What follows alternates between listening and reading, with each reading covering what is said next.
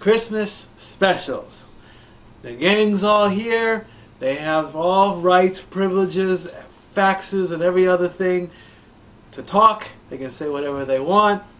I don't care. Shaboo-boo. Faxes? Is that a real word? F-A-X-E-S, faxes, yeah. Okay. If you play with your friends, you would know that. Oh. All right. Number 10. Now, I'm going to start off with the WTF moment. Now, I'm also going to say I had a huge time, horrible time, trying to find all animated stuff. So I just went with basic Christmas episodes, Christmas specials, whatever. And number 10 is the most obscure one, but I thought it was the first thing that popped into my head. I want to throw it anyway. It's an episode of NCIS LA. It's a Christmas episode. Basically, the plot line was that everybody involved in NCIS had no clue what to give Hetty, is her nickname? Hetty. What to give Hetty for Christmas, because she's very professional and very proper, and they all think, well, what can we give her for Christmas? But then she goes around and she does the whole re-gifting thing. Like, she would give a present that was given to her from LL Cool J's character to Chris O'Donnell's character. So everybody got the same presents. And, you know, even though, yeah, they go out and shoot up the bad guys, they still have Christmas in their hearts, and NCIS is their little family. So, there's my number 10. That's why it's obscure. That's why I put it at the... Will you stop playing Words with Friends? He gets on me for playing, You not playing Words with Friends. Hypocrisy. Just when you think you know me, you have no clue. Anyway, so... You think you know me. Yeah, that's why it's number 10. That's why it's at the bottom of the list. Number 9 was the Christmas episode of Father Knows Best. And basically, yes, Father Knows Best. Basically, the Christmas episode was Grandma, the grandma of the family, comes over to visit. He gets run over by a reindeer? No. My No, favorite one. Grandma does not get run over by a reindeer. And of course, Grandma's tired from her long trip or whatever, and so the father, who's also the good little son, decides to draw up a warm bath. So he goes into the bathroom, turns on. Next thing you know, a pipe breaks, and so they look in the white pages or whatever, the yellow pages or whatever the phone book is back then, and they find a guy named Mr. Fix-It. And they call him up and they say, you know, we're surprised you're open here. It's almost Christmas Eve. Can you come and fix this pipe? And they, of course I'll come and fix the pipe. It's Christmas. Guy comes out, he fixed the pipe, and the youngest daughter, Kitten, thank you. She's like, I think she's afraid of Grandma, or she doesn't really know her grandma very well, and she tries to help out, but of course Grandma is portrayed as the mean old cranky grandma, and a Potter of Father Knows Best. yeah, pretty much. There you go. And not Harry, people, for all you freaking kids out there. And old man Potter. No Harry Potter. So the Fix-It guy, while he's fixing the pipes, he actually tells Kitten a Christmas story about angels. And ironically, the angel is played by her older sister in the show. And of course, everything is hunky-dory. They're all family again. They offer to pay the Fix-It guy, and he says, no charge, it's Christmas. So a nice little happy, warm little happy episode there. Number 8, the Andy Griffith Christmas special. So that five's not as fast. Andy Griffith. I can't even do it. I can't do it.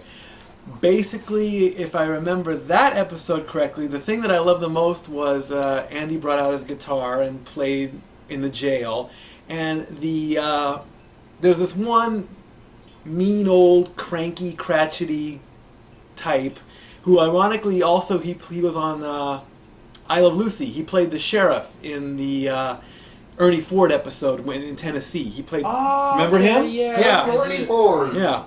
Basically, the backstory was he's all alone for Christmas and nobody cares about him, and he's just, you know, whatever. And Andy has to, I believe, work on Christmas Eve, so he decorates the jail all nice and whatever, and brings out his guitar and sings and all that. And of course, the cranky old guy gets himself arrested or whatever, and then he peeks in through the window and he sees everyone having a good time, and so he intentionally gets himself re-arrested so he can join in the holiday festivities. Which is... Why not just knock on the door and say, hey, can I join the party? Well, because he's cranky. He's always mean and cranky, so he's too good for that. But in the end, he realizes what Christmas really is, and, you know, again, another warm, happy moment. Little interesting trivia bit there. Go ahead. The guitar that Andy Griffith always would play on the Andy Griffith Show and stuff, he gave to Brad Paisley after working with him on the set of Waiting on a Woman. Stat Boy approved. That is absolutely Wow, true. that's pretty cool. Yes. Number 7. An episode of Gilligan's Island that had to deal with Christmas. Her? Yeah. I've seen every episode. There was a Christmas episode. Basically, Christmas came around on the island. It was between the time when they met the Harlem Globetrotters and they got rescued. Pretty much. And basically... were on there too? Yeah, the Harlem Globetrotters on Gilligan's Island. It was a made-for-TV movie.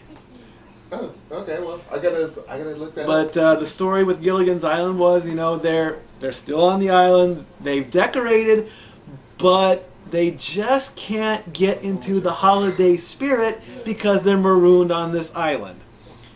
And but all these other people can manage to find their way to visit, but just can't offer 7 stranded castaways a way off. Yeah, like the makeshift Beatles that came on. They found themselves on the island. Talk about a continuity flaw. All these celebrities find their way onto the island, but can't offer Gilligan and his buddies a way off. Yeah, really. So, they're all, I think they even do some flashbacks and they reminisce. And ironically, Santa Claus comes out. Yeah. Santa Claus can get on Santa Claus shows on the island. Seriously. And jolly old St. Nick can't find room in his sleigh. Put each castaway on one of the reindeer's back and jet them off the freaking island. Come on, St. Nick. Where's your holiday spirit? In the words of Riley, he is a bitch ass. Riley? Whoa! Kid. You gotta go super. Sorry. You gotta be G, not even PG. You gotta be super squeaky clean version.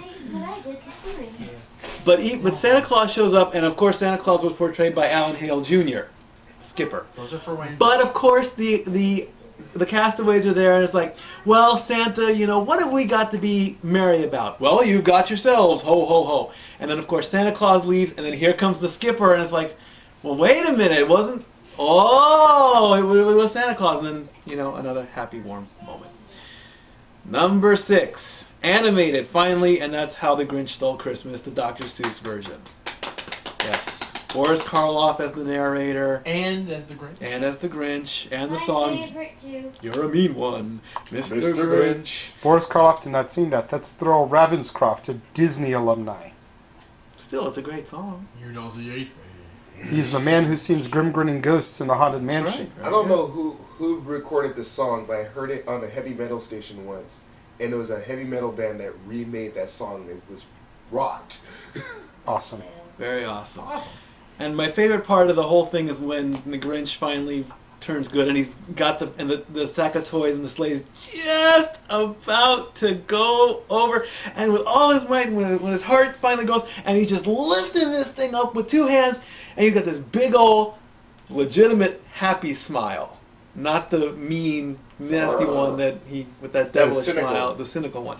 It's like, I'm the Grinch, and I'm good. So he's the Grinch, and he's stop. Stop. Dylan did it. Dylan finished it. Thank you, Dylan. Thank you, Dylan. Thank you. Thank you very much. Okay, you good?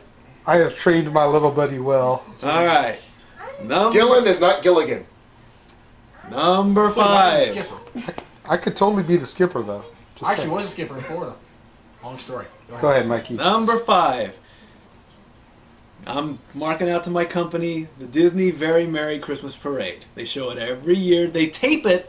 They tape it the week before Thanksgiving, though, which is like whatever, you know. And they always even with Disney, Thanksgiving just and gets what dead. basically Not a good look, Granddad. Basically, they shoot the parade down in Florida, then they shoot in California. They edit the two together, one big parade. You get to see all the stars come out and perform their hits. We came the next day. You came the next. You missed it by a day. I think so. It was like the next day or so. It was either a day or a week. I think it was the next day. Right. Someone tells me it was the next day. Either way, it pissed me off. But it's like the big stars. I mean, they get to perform. Do they get to play in the park afterwards? I haven't seen any of the big names perform, or not the big names perform, but I just want to see big stars in the park as normal people. Right? I don't see that many. Once in a while I do, but not all the time. Number 4, animated, Charlie Brown Christmas. The warm, happy, fuzzy moment when Linus explains the Christmas story. Very, very sentimental, very happy. And of course they wrap up the tree and the blanket and all that, and you know, very fun. It's a classic. You know, you can't go wrong with Charlie Brown. But he never gets to kick that football. He never gets to kick the football. I think Lucy finally does let him, but he misses and kicks her. Well, wow, if he actually kicks her, then honestly she deserves it sometimes. Cause oh, come on, Lucy is the bully. I'm sorry. You can't say that she doesn't. I agree. Lucy is the bully. And Charlie Brown is the idiot for trying to kick the ball every time. He never gets it, you know? We should analyze each one of the characters, but since Dylan's in the room, you know, we can't. Yeah. But I will say Peppermint Patty put 2 and 2 together. That's all I'm going to say. I got a rock. Number 3. Now, I don't know if they do this as well as they did before, but growing up, I used to love watching the Hollywood Christmas Parade on Hollywood Boulevard. I don't know if it's still in play anymore, but if it is, it's just not the same. Yeah. When my brother was in high school, he actually marched in that parade 2 years in a row. Nice. Very good. With the marching band. It was always on KTLA Channel 5. Not anymore though. I'm assuming, if I remember, Bob Eubanks was one of the hosts. Yes, he was. Back in the olden days, yes. Back in the good days of Channel 5, before. Didn't Bob Eubanks used to host the? He still does. He still does the Tournament of Roses parade with Stephanie. Yeah, when they brought in Michaela Pereira, or Michaela whatever her name is from Channel 5, I almost boycotted that year on the Tournament of Roses I still want parade. to camp out overnight for the Tournament of Roses. But basically, you know, it's your typical parade.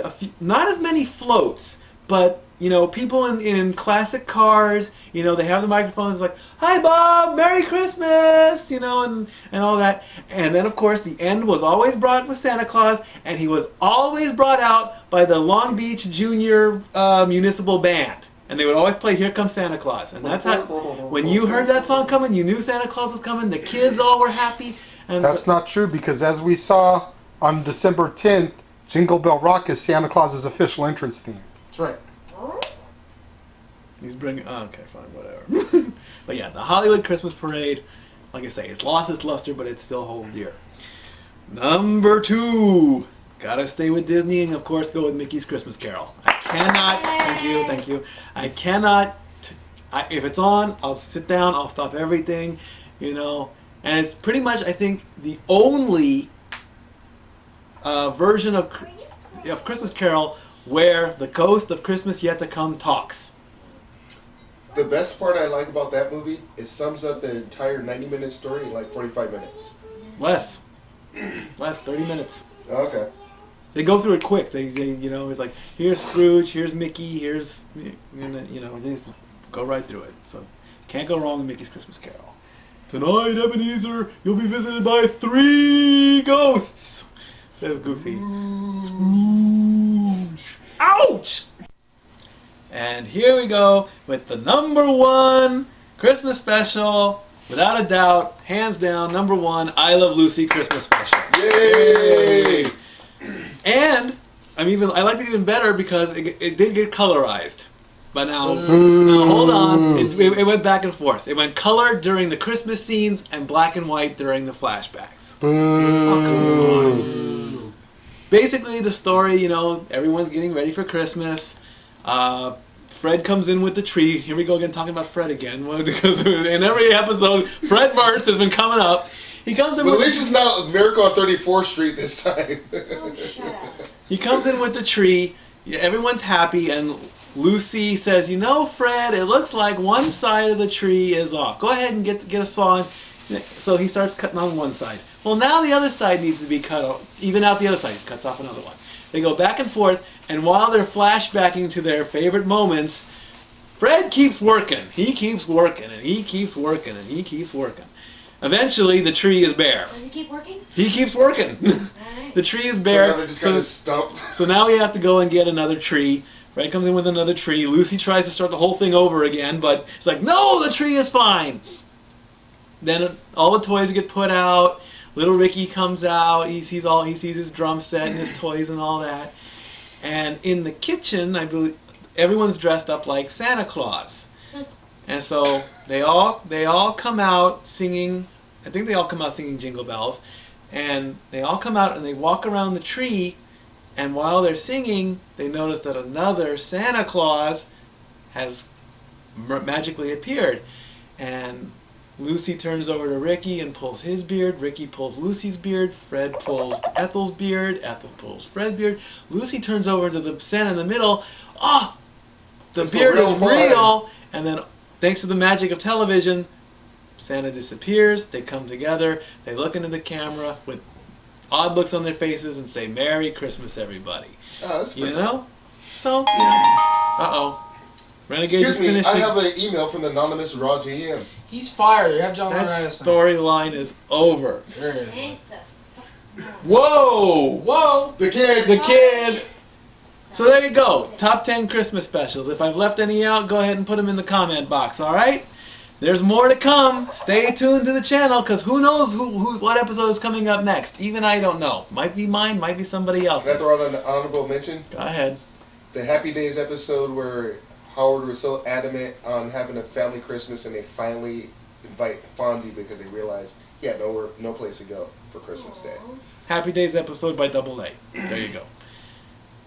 Like I said, stay tuned. More Christmas to come. Stat Boy out.